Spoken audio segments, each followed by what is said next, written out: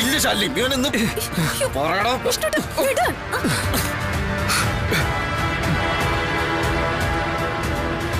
നമുക്ക് സംസാരിക്കാം. ശാലി, ഇവൻ ആരാന്നറിയോ നിനക്ക്? ഇവൻ നമ്മളോട് പറഞ്ഞതല്ല കള്ളക്കഥകളാ. അവന്റെ റിയൽ എസ്റ്റേറ്റ് മാഫിയും ഹൃദയ ശസ്ത്രക്രിയ കാത്തെടുക്കുന്നവന്റെ അനിയത്തി എന്നോടത് പറയണ്ട. ഇവൻ ആദ്യം കണ്ടപ്പോ തന്നെ ഇവൻ പറഞ്ഞ കഥകളുടെ സത്യാവസ്ഥ അന്വേഷിച്ചിരുന്നു ഞാൻ. ഇവൻ പറഞ്ഞതെല്ലാം കള്ളമായിരുന്നത് എനിക്ക് ബോധ്യമായി. സുഷ്മിതയെ തേടിയുള്ള അന്വേഷണം ഞാൻ വേണ്ടാന്ന് വെച്ചു. അതുകൊണ്ട് തന്നെ. പക്ഷേ ഇവനെ എനിക്ക് വേണമായിരുന്നു. ഇവൻ എന്തിനിത്രയും കള്ളം പറഞ്ഞു വന്നു എന്നറിയാൻ വേണ്ടിട്ട്. നീ അവിടെ സമാധാനം പറഞ്ഞിട്ട് ഇവിടുന്ന് പോയാൽ മതി.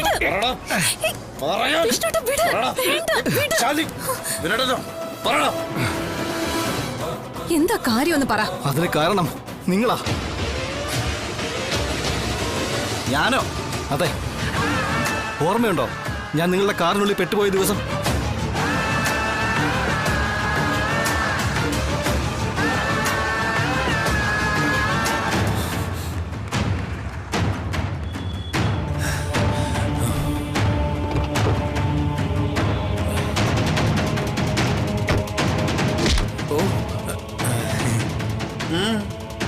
എന്താണ് മോനോട് പരിപാടി? നീ എവിടെ ചെന്നാലും തഞ്ചു നോക്കിയാതെ പോയില്ലെന്ന് നിർബന്ധമല്ലടാ. ഞാന് മറ്റേ പോലീസ് സ്റ്റേഷൻ വരെ പോയിട്ട് തിരിച്ചു പോകുന്ന വഴിയാണ്. നമ്മുടെ DYSP അല്ലേ? ഞാനങ്ങനെ കണ്ടിട്ടാ വരുന്നത്. ഈ ഗുണ്ടവേട്ട നടക്കല്ലേ, അപ്പൊ നമ്മുടെ ഏരിയയിലെ മെയിൻ ഗുണ്ടകളെയൊക്കെ പിടിച്ചു കൊടുക്കാൻ സഹായിക്കണോ? പിന്നല്ലെങ്കിൽ ഈ സ്കെച്ച് ചെയ്യുന്നവന്മാർക്ക് സ്കെച്ച് ഇടുക എന്നുള്ളത് ഒരു രസമുള്ള ഏർപ്പാടാടാ. അപ്പോഴെനിക്ക് തോന്നി നിങ്ങൾ എന്തും ചെയ്യാൻ ശേഷിയുള്ള ഒരാളാണെന്ന്. വീട്ടിലെത്തി ശാലിനിയെ കണ്ടപ്പോൾ ഒരു കുടുംബമായി ജീവിക്കുന്ന ആളാണെന്നും പാവങ്ങളോടൊരു കരുണയുണ്ടെന്നും മനസ്സിലായി. അത് ചൂഷണം ചെയ്യാൻ ഞാൻ തീരുമാനിച്ചു എന്നുള്ളത് ശരിയാ. നീ വീണ്ടും കഥകൾ പറഞ്ഞു.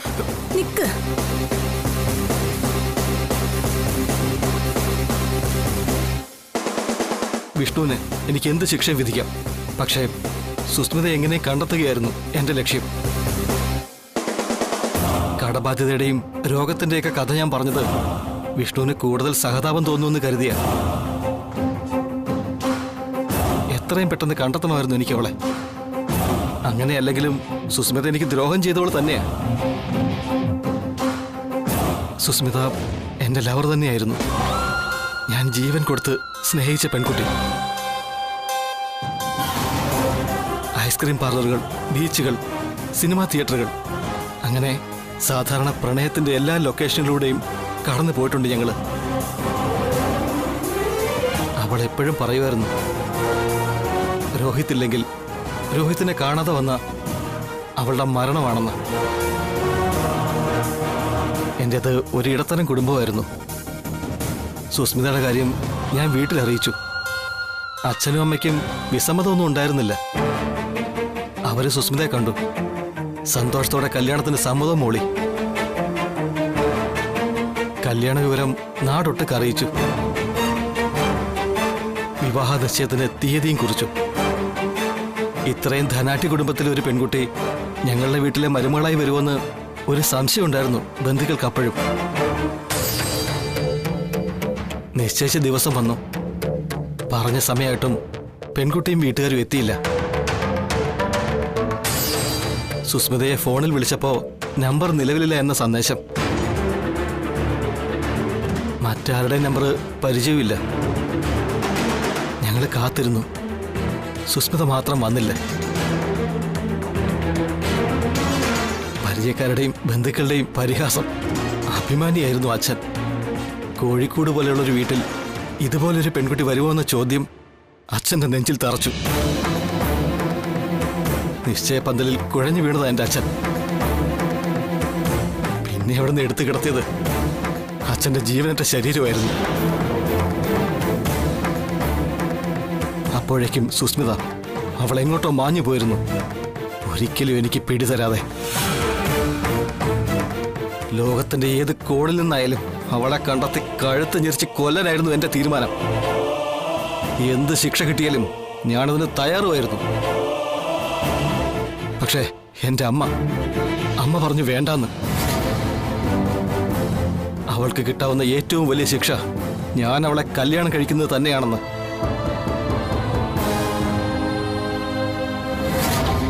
എന്ത് കാരണം കൊണ്ട് അവൾ ഞങ്ങളെ ഒഴിവാക്കിയതെന്ന് അറിയില്ല. പക്ഷേ അതേ കുറ്റങ്ങളും കുറവുകളും സഹിച്ച് ഞങ്ങൾക്കൊപ്പം അവൾ ജീവിക്കണം.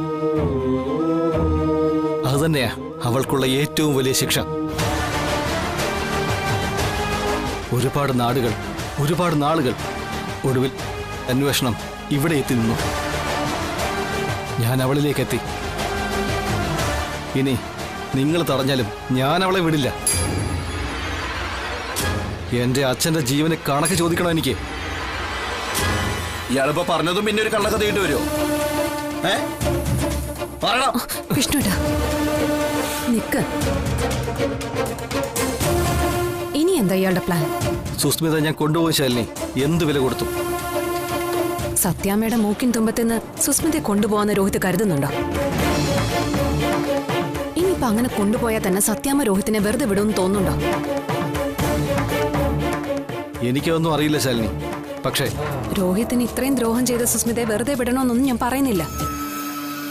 പക്ഷേ രോഹിത് ഇപ്പൊ ആഗ്രഹിക്കുന്നത് സുസ്മിതയായുള്ള വിവാഹം. അത് സത്യാമ്മ തന്നെ നടത്തി തരണം. അതേയുള്ളൂ ഇപ്പൊ ഇതിനൊരു വഴി. നോക്കട്ടെ, വഴിയുണ്ട്.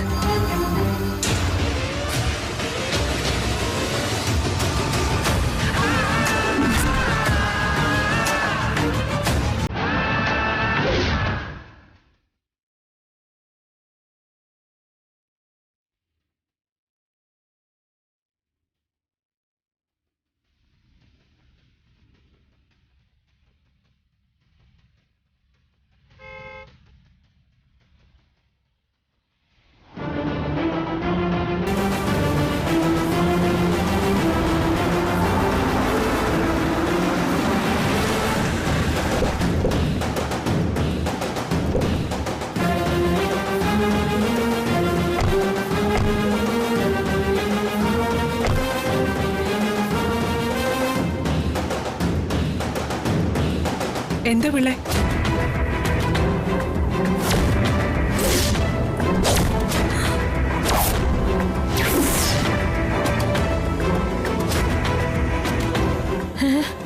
ഇവര് ജയിലിൽ നിന്ന് ഇറങ്ങിയോ?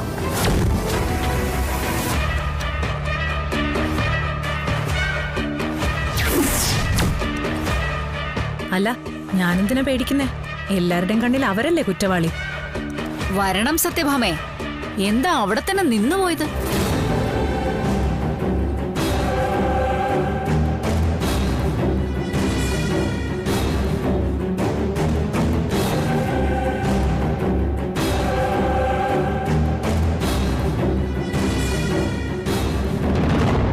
വസുമതി, എന്താ ഇത്? തമ്പുരാട്ടി ക്ഷമിക്കണം. ഞാനിവിടെ വന്നപ്പോ ഈ ആശ്രിതരെ മാത്രമേ കണ്ടുള്ളൂ. ചക്രശ്രീമാൻ രാഘവൻ നായർ മരുന്ന് കഴിച്ച് പള്ളിയുറക്കത്തിലാന്ന് പറഞ്ഞു. അന്തപുരത്തിലുള്ളവര് ക്ഷേത്ര ദർശനത്തിന് പോയി എന്നും പറയുന്ന കേട്ടു. ക്ഷേത്ര ദർശനം നല്ലതാ. ചെയ്ത പാപങ്ങളുടെ ശിക്ഷ കുറയും. പക്ഷേ ഇവളെ, ഈ സുസ്മിതയെ കൂടെ കൊണ്ട് നടക്കേണ്ട സത്യഭാമേ. പുണ്യ നദിയായ ഗംഗയിൽ മൂക്കോളം മുങ്ങിയാലും അതിലുള്ള മത്സ്യങ്ങൾ അടക്കമുള്ള ചരാചരങ്ങളും മുഴുവൻ ചത്തുപൊങ്ങുമെന്നല്ലാതെ വേറെ വിശേഷമൊന്നും ഉണ്ടാവില്ല. വസുമതി, നാവിന് നിയന്ത്രണമാകാം. ഇത് സത്യഭാമയുടെ വീടാ. വീടെന്നല്ല, കൊട്ടാരമെന്നല്ലേ സത്യഭാമ ഇതിനെ വിളിക്കേണ്ടത്. ഇതിന്റെ മുഴുവൻ അധിപയെന്ന് സങ്കല്പിച്ചുകൊണ്ട് ഞാൻ ഈ ചാരുകസേരയിൽ ചാരിക്കിടക്കുകയായിരുന്നു കുറച്ചു നേരം. നിന്നെ ഞാൻ കുറ്റം പറയില്ല സത്യഭാമേ. ഇവിടെ ഇങ്ങനെ കാലിന്മേൽ കാല് വെച്ച് കിടക്കുമ്പോ ഛത്രപതിയാണെന്നോ ചക്രവർത്തിയാണെന്നോ ഒക്കെ തോന്നിയെന്നിരിക്കും. ഈ ലോകം നമുക്ക് ചുറ്റുവാ കറങ്ങുന്നതെന്ന് തോന്നും. ചെറിയൊരു ഫ്യൂഡൽ മാടമ്പി സെറ്റപ്പ്. മുറുക്കാനിട്ട് വെക്കാനൊരു വെള്ളിച്ചെല്ലത്തിന്റെ കുറവുണ്ട്. ഇവിടെ ഇരുന്ന് ഭരിക്കുമ്പോ അത്യാവശ്യം അഹങ്കാരമൊക്കെ ആവാം. സത്യഭാമയ്ക്ക് അതിനുള്ള വകുപ്പുള്ളത് കൊണ്ട് തന്നെയാ വസുമതി. കറക്റ്റ്. ജയിലിൽ കിടന്ന ചില ദിവസങ്ങളിൽ ഞാനും ഇതൊക്കെ തന്നെയാ സത്യഭാമ ആലോചിച്ചത്. ഇതുപോലെ ചാരുകസേരയും മന്ദമാരുതലൊന്നും ഇല്ലല്ലോ അവിടെ. മുന്നിൽ കുറച്ച് ഇരുമ്പഴികൾ, മുറിയുടെ ഒരു കോണിൽ ഒരു കൂജയിൽ അടച്ചു വെച്ചിരിക്കുന്ന വെള്ളം, കിടക്കാനൊരു ഷീറ്റുണ്ടോ അതുപോലുമില്ല. നമുക്കിഷ്ടപ്പെട്ട സാരിയോ ബ്ലൗസോ ആഭരണങ്ങളോ ധരിക്കാൻ പറ്റുമോ അതും ഇല്ല. എല്ലാവർക്കും ഒരേ യൂണിഫോം ആയതുകൊണ്ട് പരസ്പരമുള്ള കുശുമ്പും കുന്നായ്മയും അസൂയയില്ല. ഇത്തരം അവസരങ്ങളിലാണ് നമ്മൾ നമ്മുടെ ജീവിതത്തിൽ കഴിഞ്ഞുപോയ പ്രധാനപ്പെട്ട മുഹൂർത്തങ്ങൾ ഒരു സിനിമയിൽ എന്ന പോലെ റിവൈൻഡ് ചെയ്ത് കാണുന്നത്. വേറെ തിരക്കൊന്നുമില്ലല്ലോ. എന്നിട്ട് നീ എന്തൊക്കെ റിവൈൻഡ് ചെയ്ത് കണ്ടു? സത്യമായും എനിക്ക് ഞാൻ ചെയ്ത കാര്യങ്ങൾ ഓർത്ത് പശ്ചാത്താപം തോന്നി സത്യഭാമേ. ഓ, എന്റെ ഒരു അഭിപ്രായത്തിൽ എല്ലാവർക്കും ജയിലിൽ കിടക്കാൻ ഒരു അവസരം കൊടുക്കണം. സുസ്മിതേ, നിനക്ക് പ്രത്യേകിച്ച് അവസരം തരേണ്ട കാര്യമില്ല. അല്ലാതെ തന്നെ കിടന്നോളും. നിനക്ക് കിട്ടിയ അവസരം നീ പരമാവധി പ്രയോജനപ്പെടുത്തിക്കോ വസുമതി. ഇപ്പൊ നീ ജാമ്യത്തിലല്ലേ? വിചാരണ കഴിഞ്ഞ കുറേ വർഷങ്ങൾ ഒരേ സിനിമ തന്നെ റീവൈൻഡ് ചെയ്ത് കാണേണ്ടി വരും. കൂടുതൽ പശ്ചാത്തപിക്കുകയും ചെയ്യാം. അതപ്പോഴല്ലേ. ഇപ്പൊ ഞാൻ പറഞ്ഞു വന്നതൊന്ന് പൂർത്തിയാക്കട്ടെ. അപ്പൊ നമ്മൾ എന്താ പറഞ്ഞു വന്നത്? ആ, പശ്ചാത്താപത്തിന്റെ കാര്യം. അങ്ങനെ പശ്ചാത്താപം കൊണ്ട് ഞാൻ വീർപ്പ് മുട്ടിയിരിക്കുമ്പോഴാ അർജുൻ എന്നെ ജാമ്യത്തിലിറക്കിയത്. ജയിലിൽ നിന്നിറങ്ങി നേരെ ഞാൻ വരുന്നത് ഇങ്ങോട്ടാ. ചെയ്ത പാപങ്ങൾക്കൊരു പ്രായശ്ചിത്തം ചെയ്യാൻ.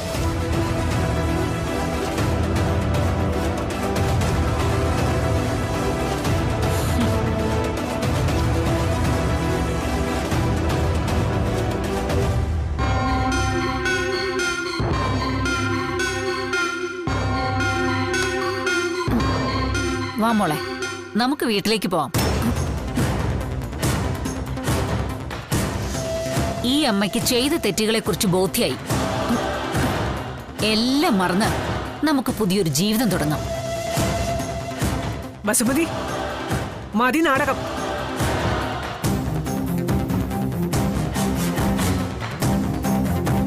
സത്യഭാമയ്ക്ക് ഇനിയും എന്നെ വിശ്വാസം വന്നില്ലേ? ഞാൻ നന്നായി സത്യഭാമേ. ഈ ജയിലെന്നൊക്കെ പറഞ്ഞ നമ്മൾ സിനിമയിലൊക്കെ കാണുന്ന പോലെ ഇരുമ്പ് തൊട്ടികൊണ്ടുള്ള അടിയും തമ്മിത്തല്ലൊന്നുമല്ല. വളരെ പ്രശാന്ത സുന്ദരമായ അന്തരീക്ഷം. ഒരു മനുഷ്യനെ നവീകരിച്ചെടുക്കാൻ ഇതിലും നല്ലൊരു സംവിധാനമില്ല. നമ്മുടെ രാജ്യത്തല്ലേ ജയിലെന്നൊക്കെ പറയുന്നത്. വിദേശത്തൊക്കെ ഇതിനെ കറക്ഷണൽ ഹോം എന്നാ പറയുന്നത്. ഓ, നിനക്ക് ഇംഗ്ലീഷ് വലിയ പിടിയില്ലല്ലോ അല്ലേ? കറക്ഷണൽ ഹോം എന്ന് വെച്ചാൽ നമ്മുടെ തെറ്റുകുറ്റങ്ങളെല്ലാം പരിഹരിച്ച് നല്ലവരാക്കുന്ന സ്ഥലം. സത്യമായി ഞാൻ നന്നായി സത്യഭാമേ. എന്നെ വിശ്വാസായില്ലേ? വേണേൽ ഒന്നുകൂടെ നന്നാവാം.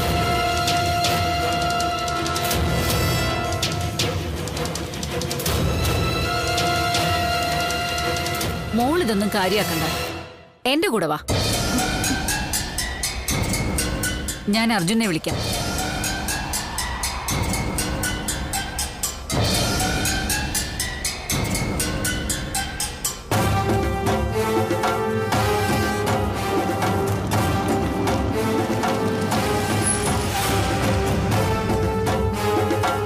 ആ, ദാ വന്നല്ലോ.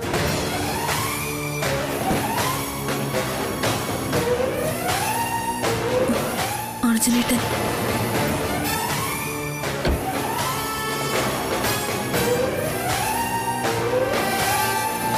വാ പ്രീതി, നമുക്ക് വീട്ടിലേക്ക് പോകാം. പോവാം.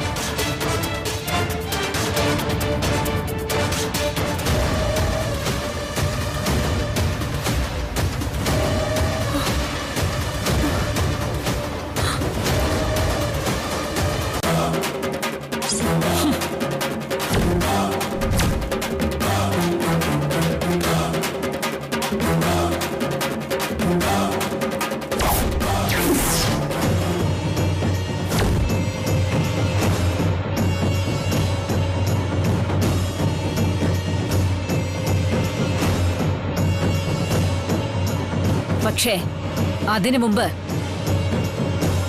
ഈ കഠാര നിന്റെ അമ്മയുടെ നെഞ്ചും കൂടിനുള്ളിലേക്ക് കുത്തി ഇറക്കണം നീ.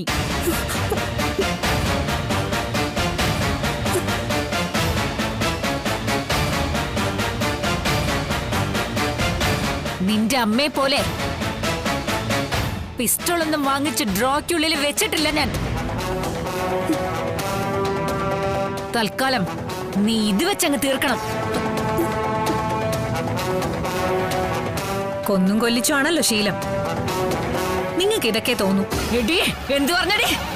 നിന്നെ ഞാൻ- വസുമതി, വസുമതി, വസുമതി, അമ്മേ, എടീ, വസുമതി, അമ്മ, മാറി നിൽക്ക് അമ്മേ, മാറ് ഇങ്ങോട്ട്. മാറണം അങ്ങോട്ട്. അമ്മേ, എടീ, സത്യം പറയടി, പ്രീതിയുടെ വയറ്റിലുള്ള കുഞ്ഞിനെ കൊന്നത് ഞാനാണോ? അത് പിന്നെ വസുമതി, എടീ, പറയാൻ. വസുമതി വേണ്ട. അമ്മേ, എന്താ ഈ കാണിക്കുന്നത്? തുടരുത് എന്നെ. തൊട്ട കൊന്നുകളയും ഞാൻ.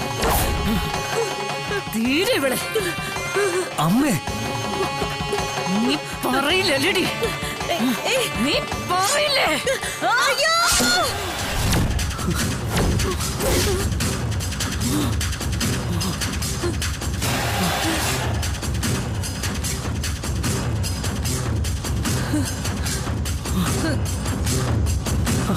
അമ്മേ,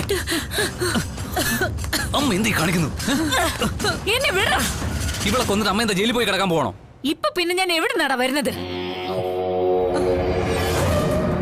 ഇതുവരെ ചെയ്യാത്ത കുറ്റത്തിന് കിടന്നു, ഇനി ചെയ്ത കുറ്റത്തിന് പോയി അന്തസ്സായിട്ട് കിടന്നോളാം. അത് വേണ്ടമ്മേ.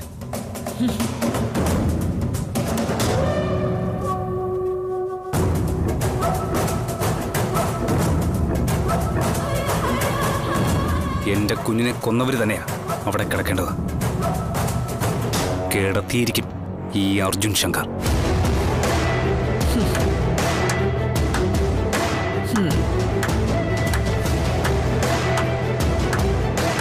നന്നായിട്ടുണ്ട് അമ്മയും മകനും ചേർന്നുള്ള നാടകം.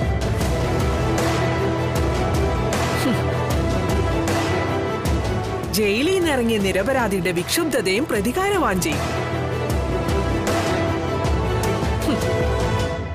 സ്ക്രിപ്റ്റ് ആരുടേതാണെങ്കിലും ഗംഭീരമായിട്ടുണ്ട്.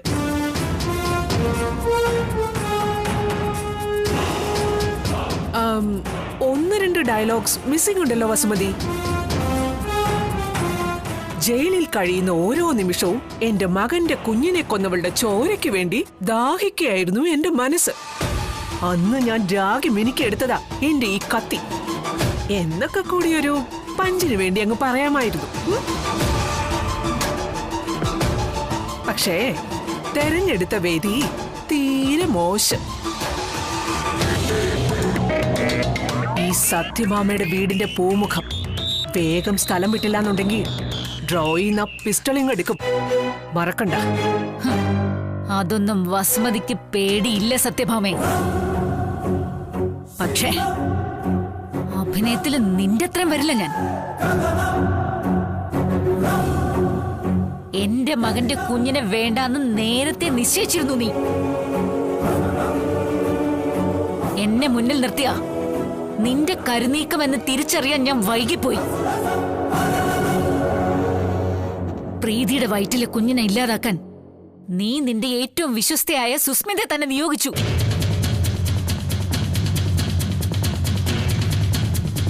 ഞാൻ പ്രീതിക്ക് വേണ്ടി കൊടുത്ത പ്രോട്ടീൻ പൗഡർ നീ അതിനെ ആയുധമാക്കി. അതിൽ വിഷം ചേർത്തത് നീയോ അതോ സുസ്മിതയോ ഒന്ന് മാത്രമേ ഇനി അറിയാനുള്ളൂ.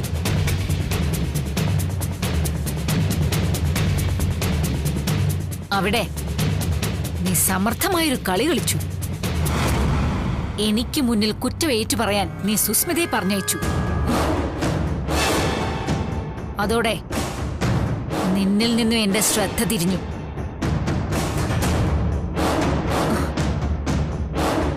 സുസ്മിതയാണല്ലോ കുറ്റവാളി, പിന്നെ ഞാനെന്തിന് കൂടുതൽ അന്വേഷിക്കണം? ആ സമയത്ത് നീ എന്നെ ചതിക്കാനുള്ള കരുനീക്കം നടത്തുകയായിരുന്നു എന്ന് ഞാൻ തിരിച്ചറിഞ്ഞില്ല സത്യഭാമേ.